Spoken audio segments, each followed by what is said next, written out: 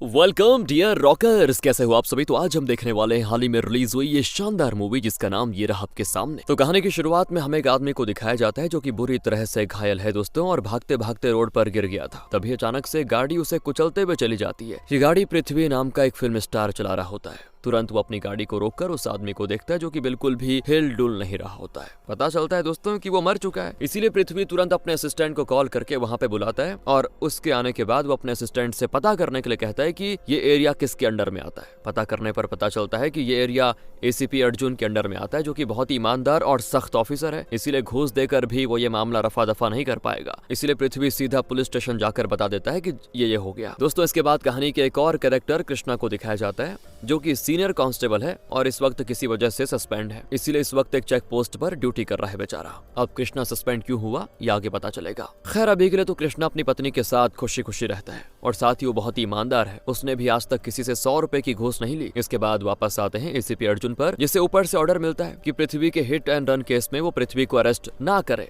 उसको जाने दे, बल्कि क्योंकि मीडिया इस केस को बहुत ऊपर उछाल रही थी। बाकी की कार्रवाई को सब शांत होने के बाद वो कर सकता है, ऐसा उसको ऑर्डर दिया जाता है। तो ये सुनकर अर्जुन पुलिस स्टेशन जाकर सबसे पहले पृथ्वी का पासपोर्ट जब्त करता है और उससे कहता है कि आप अभी तो जा सकते हो, लेकिन ये शहर छोड़कर जाने की भूल मत करना, और जब भी आपको पुलिस स्टेशन आने के लिए कहा जाए तो यहाँ पे आपको आना होगा। पृथ्वी भी दोस्तों अर्जुन की बात मानकर पासपोर्ट वगैरह देकर चला जाता है। इसके बाद कहानी एक तीसरे कैरेक्टर जय को दिखाते हैं, जो कि एक एड फिल्म मेकर है और थोड़ा अय्याश किस्म का आदमी है। वो एक लड़की को इंजेक्शन देकर मार देता है मजे मजे में। जय असल में दोस्तों किसी सीरियल किलर की तरह है, जो कि लड़कियों को पहले अपने जाल में फंसाता है और फिर वो उन्हें इस तरह से जहरीला इंजेक्शन देकर मार देता है। जय ने जिस लड़की को मारा था उसका नाम निशा होता है। निशा की लाश मिलने से शहर में हर तरफ उसी की बात होती है, क्योंकि इस तरह की ये तीसरी लाश है। इस केस को पुलिस की एक स्पेशल इन्वेस्टिगेशन ऑफिसर योगना इन्वेस्टिगेट कर रही होती है। तो दोस्तों मैं आपको बता दूं, यहाँ कहानी में इन्हीं 4 कैरेक्टर्स की कहानी चलेगी, अर्जुन, कृष्णा, जय और योगना। तो ध्यान से वीडियो देखेगा जरा। अब आगे एसीपी अर्जुन को पता चलता है कि जिस आदमी की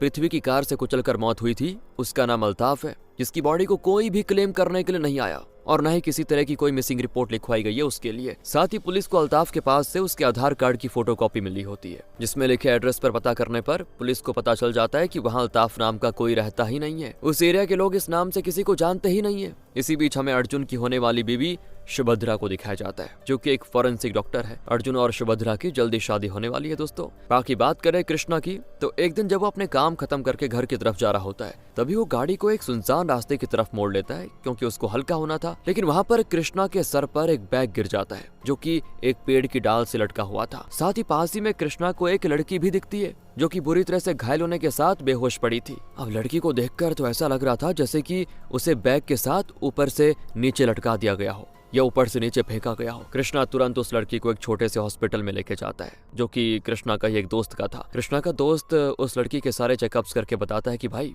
ये लड़की जिंदा तो है। ये बहुत बड़ी बात है वैसे, क्योंकि जितना इसका खून बह गया है कोई गुंजाइश नहीं थी इसके बचने की, और लग रहा है इसके साथ कई लोगों ने गलत काम किया है। साथ ही इसे बहुत बुरी तरह मारा भी है। अभी तो इसको होश में आने में टाइम लगेगा। जब तक इसे होश नहीं आता तब तक तुम किसी को इसके बारे में बताना मत। कृष्णा कहता है कि तुम सही कह रहे हो, जब इसे होश आएगा और ये अपने आप बताएगी कि इसके साथ किसने किया वगैरह वगैरह, तब हम कुछ करेंगे। दोस्तों कृष्णा को इस लड़की की हालत देखकर काफी दुख होता है और वो उस लड़की को हॉस्पिटल में डॉक्टर की निगरानी में छोड़कर अपने घर आ जाता है। इधर जय ने एक और लड़की को मारकर उसकी लाश एक बड़े से डब्बे में पैक कर दी थी, मानो वो उसे किसी को भेज रहा हो। इसी बीच जो निशा नाम की लड़की मरी थी ना, उसका मकान मालिक पुलिस से उसके केस के बारे में जानने के लिए आ जाता है। असल में निशा जिसके यहाँ पे रहती थी वो एक बुजुर्ग एक्स आर्मी ऑफिसर था। उसका नाम है भरानी। भरानी को निशा उसके योगा क्लास रोज ड्रॉप करती थी और साथ ही उसके लिए खाना वगैरह भी बनाती थी। मतलब भरानी के लिए वो उसकी बेटी की तरह थी। अब यहाँ भरानी से पुलिस कहती है कि आप अपना नंबर दे दो, हमें कुछ भी पता चलेगा तो आपको बता देंगे। जिसके बाद भरानी से खुद योगना पूछताछ करने जाती है। साथ ही वो निशा की रूम की तलाशी भी लेती है। इसके बाद वो निशा के ऑटो ड्राइवर से मिलती है, जिसकी ऑटो से निशा रोज मॉडलिंग के लिए जाया करती थी। उस ड्राइवर ने निशा को उसकी मौत के 2 दिन पहले एक आदमी के साथ देखा था, जो कि कोई और नहीं बल्कि जय है। अगले दिन उस ड्राइवर को जय दिख जाता है दोस्तों, तो वो तुरंत कॉल करके इस बारे में योगना को बता देता है। लेकिन इससे पहले योगना वहां पे आ पाती, जय उस ऑटो ड्राइवर को ही गायब कर देता है। यानी कि जय को पता लग चुका था कि इस ड्राइवर ने पुलिस को मेरे बारे में बता दिया है। दूसरी तरफ दोस्तों अर्जुन के सामने अल्ताफ की पोस्टमार्टम रिपोर्ट आती है। तो वो चौंक जाता है, क्योंकि उस रिपोर्ट के मुताबिक अल्ताफ का एक्सीडेंट होने से पहले उसे बुरी तरह से मारा गया था। उसके शरीर पर काफी गंभीर चोटें आई थी। पृथ्वी की गाड़ी के नीचे आकर उसका पैर टूट गया था। बाकी अगर उसका एक्सीडेंट ना भी होता तो भी वो मर जाता। ऐसा हुआ था उसके साथ ही अभी तक अल्ताफ की बॉडी को किसी ने क्लेम नहीं किया था। तो ये बात अर्जुन को बड़ी अजीब भी लगती है कि कोई आ क्यों नहीं रहा है इसको लेने के लिए, मतलब बताने के लिए कि ये बॉडी हमारे परिवार की है। तो वो तुरंत ही आसपास के पुलिस स्टेशन से उन केसेस की डिटेल्स लेके जाता है जिनकी मौत हाल ही में हुई है, और साथ ही उनकी बॉडी को कोई क्लेम नहीं आया। ऐसे सभी केसेस में एक चीज कॉमन होती है कि ज्यादातर लोगों के पास पुलिस को फेक आधार कार्ड की फोटोकॉपीज मिली थी। अब जैसे अल्ताफ का एड्रेस सही नहीं था, उसी तरह किसी की फोटो ही मैच नहीं कर रही थी। अर्जुन फिर पता करता है तो मरने वाले लोगों के साथ अल्ताफ भी एक बिल्डिंग के कंस्ट्रक्शन का काम करता था। इसी बीच दोस्तों जय एक और लड़की को अपना शिकार बना लेता है, जिसकी लाश योगना को मिलती है, और वो समझ नहीं पा रही थी कि आखिर कौन और क्यों कर रहा है। यहाँ फिर कृष्णा को दिखाते हैं जो रोज की तरह आज भी चेक पोस्ट पर आकर अपना काम खत्म कर रहा होता है। तभी A1 कैटरर्स की एक गाड़ी को पुलिस वाले रोक लेते हैं जिसमें फल वगैरह होते हैं, और इस गाड़ी को जो चला रहा होता है उसका नाम सुनील है। सुनील और कृष्णा एक दूसरे को जानते थे और सुनील कृष्णा की बहुत इज्जत करता है। वो कृष्णा से आकर कहता है कि सर अब मैं A1 कैटरर्स के लिए ड्राइवर का काम करता हूँ। फिर कृष्णा सुनील से उसके परिवार, बीवी, बच्चे सभी के हालचाल पूछता है। मतलब इनकी अच्छी बात होती है एक दूसरे के साथ ही वो कृष्णा को एक कैरेट फल भी देता है, जिसे कृष्णा अपने जूनियर से अपने घर पहुंचा देता है। इन सब के बीच में कृष्णा उस लड़की को लेकर काफी चिंतित था दोस्तों। उसे उस लड़की के बैग के बारे में याद आता है, तो वो घर जाकर रात में उसके बैग को देखता है। इसमें कृष्णा को कुछ जरूरी कागजात वगैरह मिलते हैं, साथ ही एक पेपर भी मिलता है जिसमें जिस्मत लिखा हुआ था, मानो कि ये किसी तरह के मिशन का नाम हो। और कृष्णा समझ नहीं पा रहा था कि आखिर ये जिस्मत का मतलब क्या हुआ। इसी बीच डॉक्टर कृष्णा को बुलाकर बताता है कि आजकल वायरल फीवर बहुत लोगों को हो रहा है, तो हॉस्पिटल भरा रहेगा,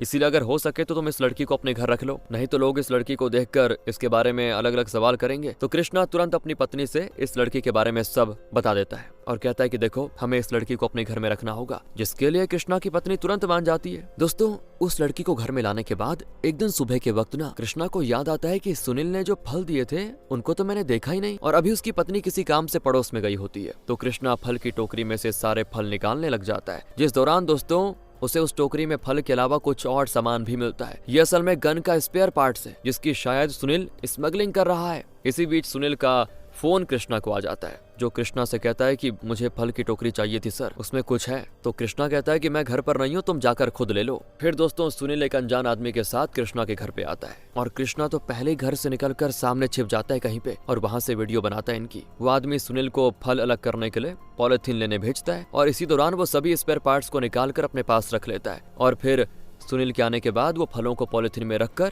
वहीं छोड़ देता है, और ये लोग टोकरी लेकर निकल जाते हैं। ये सब कृष्णा ने रिकॉर्ड कर लिया था। तो अब वो इसका सच जानने के लिए सुनील से अगले दिन मिलकर झूठ कहता है कि देखो मेरे घर में एक पूजा है, तो एक काम करना सुनील, अपनी बीवी बच्चों के साथ आ जाना घर पे। सुनील अपने परिवार सहित कृष्णा के घर शाम को आने के लिए तैयार था। दूसरी ओर जय की नजर अब जैनी नाम के एक मॉडल पर होती है, जिसे जय बात करके अपने जाल में फंसाने की कोशिश करता है दोस्तों। लेकिन एक पार्टी में जैनी के साथ डांस करने के दौरान जैनी का बॉयफ्रेंड जॉन उन्हें देख लेता है, और वो जय से जाकर भिड़ जाता है कि क्या कर रहे हो, मगर जय उसे कुछ नहीं बोलता और सॉरी बोलकर पीछे हट जाता है चुपचाप। उधर अर्जुन दोस्तों वो भी उन फोटोकॉपीज पर बड़ा ध्यान देता है। तो उसमें से एक पर स्टैंप लगा था, जिसके बारे में पता करने पर पुलिस को वो फोटोकॉपी की दुकान मिल जाती है, जहां पर ये फेक आधार कार्ड बनाए जा रहे थे, जैसे गलत एड्रेस हो गया, गलत फोटोज वगैरह। तो दुकान वाला पुलिस से कहता है कि ये जो कुछ भी है उसमें कई बड़े बड़े लोग शामिल हैं। उसके इतना कहने के बाद भी पुलिस उसको अरेस्ट कर लेती है दोस्तों, जिससे फिर पूछताछ करने पर पुलिस को नायडू नाम के एक आदमी के बारे में पता चलता है। तो अर्जुन को अब नायडू की तलाश थी। अब इधर शाम होते ही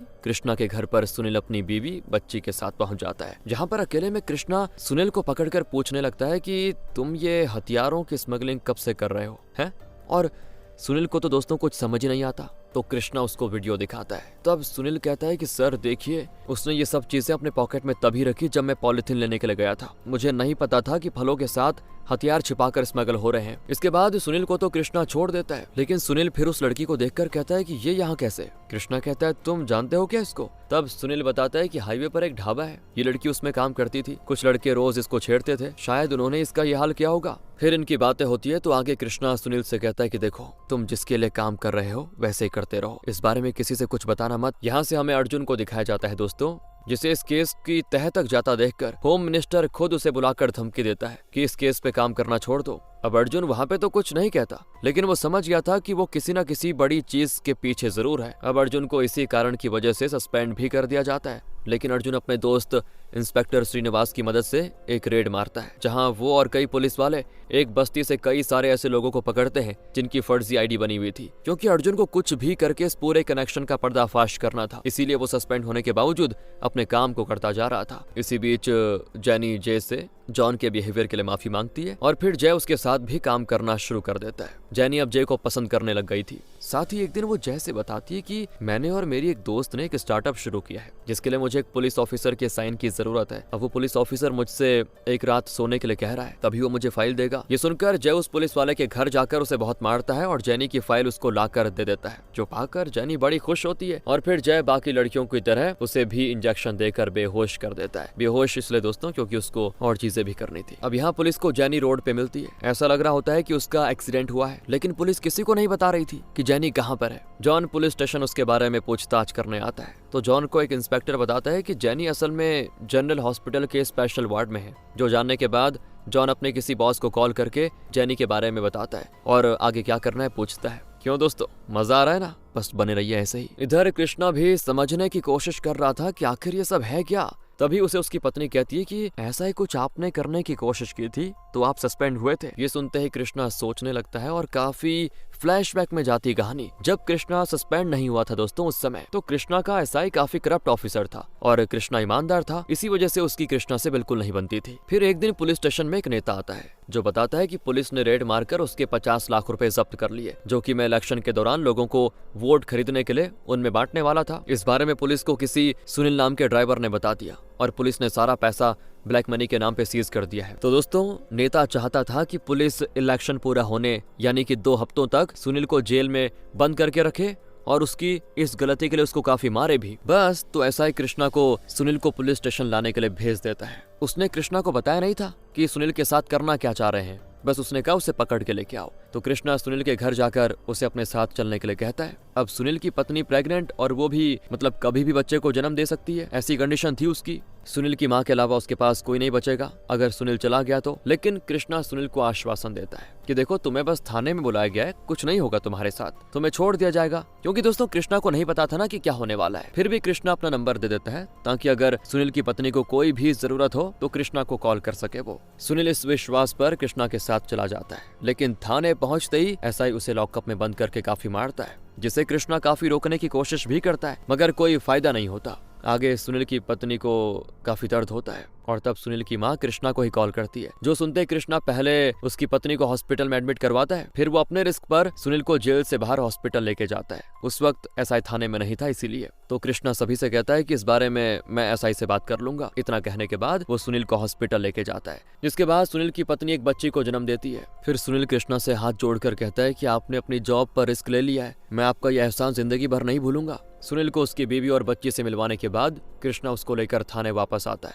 मगर तब वहाँ पे एसआई मौजूद था दोस्तों, जो कि कृष्णा से बताता है कि मैंने तुम्हारी इस गलती पर कमिश्नर से विनती करके तुम्हें सस्पेंड करवा दिया। बस दोस्तों, उसी दिन से कृष्णा सस्पेंड है। लेकिन प्रेजेंट में अब वो उस ढाबे पर पहुंचकर वहाँ की फोटोज लेने लगता है। साथ ही किसी तरह वो भेष बदलकर ढाबे के पीछे की तरफ चला जाता है, जहाँ कृष्णा को एक अंडरग्राउंड रास्ता मिलता है। उसके अंदर जाने पर उसको 3 रास्ते मिलते हैं और वो तीनों ही रास्ते अलग अलग ढाबे के पास निकल रहे थे। मतलब इन ढाबों की आड़ में इस जगह पे गन्स और उसके स्पेयर पार्ट्स की स्मगलिंग चल रही है। दोस्तों, अब आ जाइए अर्जुन पर, जो कि उन सभी में से एक को पकड़कर उससे नायडू के बारे में पूछता है, जिसके बाद वो नायडू को ढूंढकर उसका पीछा करता है। और इसी बीच नायडू को भी पता चल चुका था कि उसके लोगों को पुलिस ने पकड़ लिया और नायडू के बॉस को भी पता चल जाता है कि नायडू उसके लिए खतरा साबित हो सकता है। इसीलिए वो चलती गाड़ी में नायडू को चाकू मरवा देता है, मगर इस गाड़ी के पीछे अर्जुन लगा हुआ था, जिसे आता देखकर ये लोग गाड़ी रोककर अर्जुन पे हमला करते हैं। उन सभी को अर्जुन काफी बुरी तरीके से मारता है पहले, और उनमें से एक को अर्जुन पकड़ के लेके जाता है। फिर दोस्तों, नायडू को मारने वालों में से एक को अर्जुन पकड़कर सुभद्रा की मदद से छिपा देता है और पहले तो खूब टॉर्चर करता है उसको, जिसके बाद वो रिवील कर देता है कि नायडू और हम लोगों का काम है रिफ्यूजीज को लाकर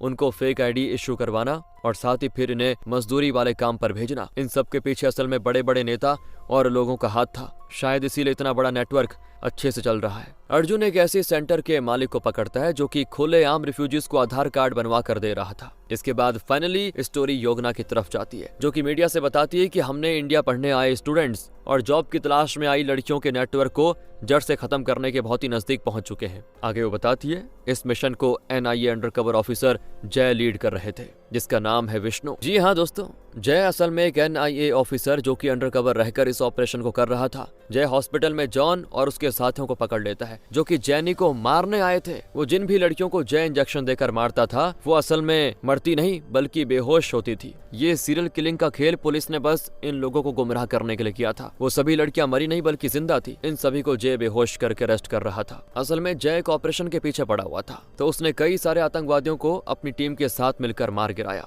फिर जो भी इस ऑपरेशन की मास्टरमाइंड थी उसे पकड़कर जय ने जब पूछताछ की तो उसे ऑपरेशन जिस्मत का पता चला। शायद इस ऑपरेशन के बारे में उस लड़की को पता चल गया था जो कि कृष्णा को मिली थी, इसीलिए उसके साथ उन लोगों ने ये व्यवहार किया। साथ ही वो मास्टरमाइंड बताती है कि इस ऑपरेशन के जरिए हम अलग अलग देशों से लड़के लड़कियों को इंडिया में स्टूडेंट या जॉब वीजा दिलवा कर भेजते हैं। इस ऑपरेशन या मिशन में हमारे तुम्हारे देश की अथॉरिटी के बड़े बड़े लोग शामिल हैं। Honey trapping, human trafficking, smuggling, इन सब की मदद से हम अपने इस ऑपरेशन को अंजाम तक पहुंचा रहे हैं, जो कि है इस देश को खत्म करने का। ये सब कोई एक नहीं चला रहा बल्कि ये पूरा नेटवर्क है। तुम एक को रोकोगे तो 100 खड़े हो जाएंगे। तो जय कहता है कि तुम्हें पकड़ लिया, जल्द ही इस देश के अंदर जितने भी गद्दार बैठे हुए हैं सब पकड़े जाएंगे। इसके बाद जय ने अपने सीनियर के साथ एक मीटिंग की दोस्तों, और उन्हें बताया कि वो एक ऑपरेशन करना चाहता है। जिस तरह ये लड़कियां हमारे देश में आकर सोशल मीडिया के जरिए हमारे नेवल ऑफिसर्स को हनी ट्रैप करके उन्हें अपने प्यार के जाल में फंसाती है और उनसे जरूरी इन्फॉर्मेशन निकलवा लेती है, उसी तरह हम भी इनके साथ कर सकते हैं। हम इन लड़कियों को हनी ट्रैप करके पकड़ेंगे और फिर इनके इस नेटवर्क में खुद घुस जाएंगे। जिन लड़कियों को इस मिशन के दौरान जय ने पकड़ा था वो सभी योगना से बताती है कि वो यहाँ पर अपने एक आदमी के साथ रहती है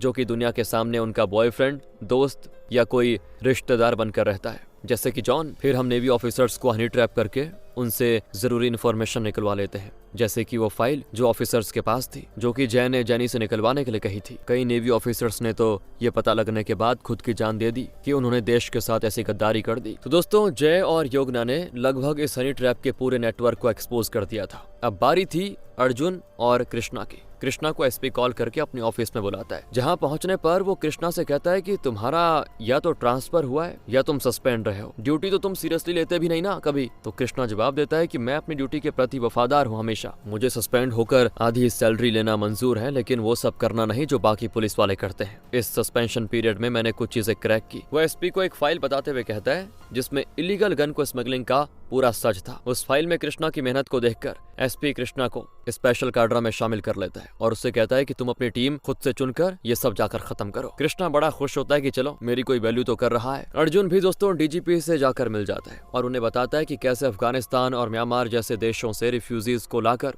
उनके फेक आईडी कार्ड बनाए जा रहे हैं, फिर उनसे इलीगल कंस्ट्रक्शन से लेकर हथियारों की स्मगलिंग और नशे का व्यापार जैसे काम करवाए जा रहा है। बस काम पूरा होने के बाद इन सभी को मार दिया जाता है, जिसके बारे में कोई नहीं पूछता और ये सब ऐसे ही लूप की तरह चलता रहता है। इन सब में बड़े बड़े मिनिस्टर्स और बिजनेसमैन भी शामिल है और मैं उन्हें पकड़ना चाहता हूँ। अर्जुन की बात से डीजीपी खुश होता है और वो अर्जुन पर लगा सस्पेंशन हटा देता है। दोस्तों, उधर कृष्णा अपनी नई टीम के साथ उसी ढाबे वाले रास्ते से होते हुए इन लोगों के अड्डों पर पहुंच जाता है, जहां पर कई सारे हथियार मौजूद होते हैं। दोस्तों, वहां हर किसी को मारने के बाद कृष्णा आखिर में उन तीनों को भी मार देता है जिन्होंने उस लड़की के साथ दुष्कर्म किया था। साथ ही कृष्णा यहाँ एक बड़े बिजनेसमैन को पकड़ता है जो कि इन सब में शामिल था। दूसरी तरफ जय भी ऐसे ही एक अड्डे पर धाबा बोल देता है जहां ये लोग सभी को मार गिराते हैं। यहाँ जय भरानी को पकड़ता है जो कि रिटायर्ड कर्नल यानी कि एक्स आर्मी मैन है, फिर भी वो देश के खिलाफ इन सब का हिस्सा है। दोस्तों, भरानी बताता है कि आर्मी में कभी मेरी नहीं चली, मुझे ऑर्डर्स और प्रोटोकॉल फॉलो करना पड़ता था, लेकिन यहाँ नियम मैं बनाता हूँ और सभी मुझे फॉलो करते हैं। ये सुनते ही जय तुरंत उसे भी गोली मारकर खत्म कर देता है। लास्ट में अर्जुन भी जाकर सबसे पहले होम मिनिस्टर को करता है अरेस्ट, जिसके खिलाफ उसके पास काफी सबूत था, यानी वो भी इस बड़े नेटवर्क का हिस्सा था। दोस्तों,